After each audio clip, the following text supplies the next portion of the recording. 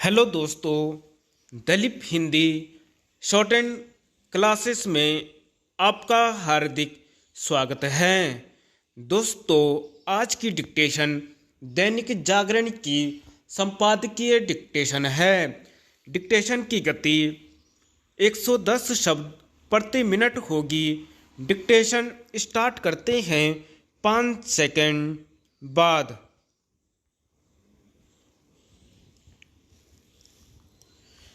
पूजा के अधिकार की वापसी। वाराणसी की जिला अदालत ने ज्ञानवापी परिसर में स्थित व्यास जी के तहखाने में पूजा की अनुमति देने का निर्णय देकर केवल न्याय ही प्रदान नहीं किया, बल्कि उस गलती को सुधारने का काम भी किया जो 1993 में मुलायम सिंह सरकार ने की थी। मुलायम सिंह सरकार ने इस तहखाने में पूजा पाठ पर प्रतिबंध पूजा स्थल अधिनियम के अस्तित्व में आने के बावजूद लगा दिया था।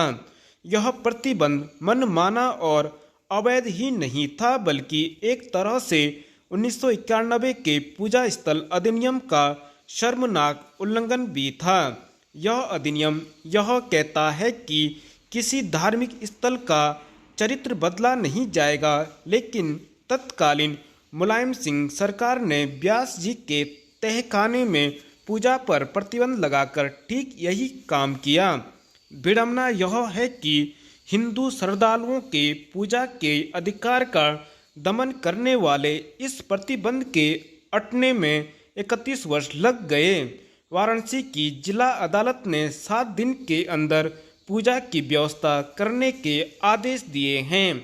हैरानी नहीं कि इसके पहले ही उसके फैसले को उच्चतर न्यायालयों में चुनौती दी जाए।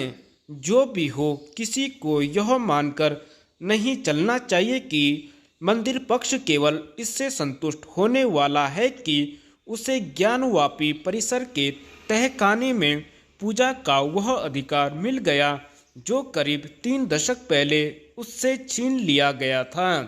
किसी को ऐसी अपेक्षा इसलिए नहीं करनी चाहिए क्योंकि हाल में भारतीय पुरातत्व सर्वेक्षण यानी ASI की ओर से ज्ञानवापी परिसर में किए गए सर्वे से यह प्रमाणित हुआ कि यहाँ मंदिर को तोड़कर उसके ऊपर मस्जिद खड़ी की गई थी।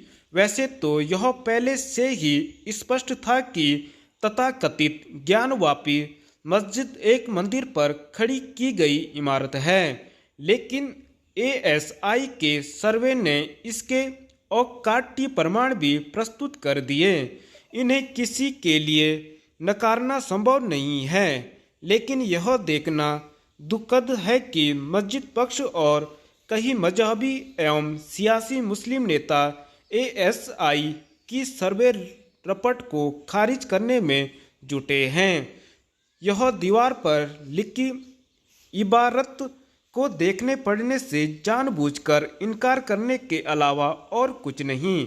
मस्जिद पक्ष वैसी ही अटदर्मिता दिखा रहा है जैसी उसने अयोध्या मामले में दिखाई थी, जब यह एक सर्वमान्य और औकाट्य साक्ष्यों से प्रमाणित तथ्य है कि मुगल शासकों समेत अन्य मुस्लिम शासकों ने मंदिरों को ध्वस्त कर वहां मस्जिदें खड़ी की। तब न्याय और नैतिकता का तकाजा यही कहता है कि कम से कम उन पर से तो दावा छोड़ ही दिया जाए जो हिंदुओं के लिए बहुत अधिक मायने रखते हैं।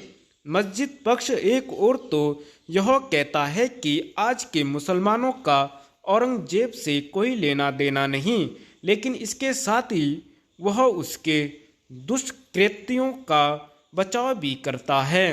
एक त्रासदी यह भी है कि मुस्लिम नेता इस हकीकत से भी मुंह मोड़ रहे हैं कि उनके पूर्वज हिंदू ही थे। नए मुखिया से अपेक्षाएं। उत्तराखंड के मुख्य सचिव के लिए लंबे समय से बना हुआ खत्म हो गया। सरकार ने इसके लिए वरिष्ठतम IAS राधा रतूड़ी के नाम पर मोहर लगाई, जो अब तक अपर मुख्य सचिव मुख्यमंत्री का दायित्व देख रही थी। उन्हें राज्य के सर्वोच्च प्रशासनिक पद पर पहुंचने वाली पहली महिला IAS अधिकारी होने का गौरव प्राप्त हुआ है। इससे सरकार ने मातृशक्ति को सम्मान देने का संदेश भी दिया है। बुधवार को रतूड़ी ने मुख्य सचिव का पदभार ग्रहण कर लिया। यह संयोग है कि अविभाजित उत्तर प्रदेश में भी वह यहां कार्यरत रही और उत्तराखंड बनने के बाद से तमाम पदों पर आसीन रही हैं। यानी वह राज्य के भूगोल संस्कृति से भली भांति विज्ञ हैं। ऐसे में उनसे अपेक्षाएं अधिक होंगी, विशेषकर महिला समुदाय की, जिसके सशक्तिकरण पर राज्य केंद्र सरकार का विशेष ध्यान है। यही नहीं, विषम भूगोल वाले इस राज्य में विकास योजनाओं को गति, मॉनिटरिंग व सही दिशा देने का महती दायित्व उनके कंधों पर होगा। सरकार को प्राथमिकता पारदर्शिता की है। ऐसे में मशीनरी को दायित्व बोध का एहसास कराने का जिम्मा उन्हीं का होगा, जो राज्य में आगामी लोकसभा चुनाव निर्विघ्न संपन्न कराने की चुनौती उनके सामने रहेगी।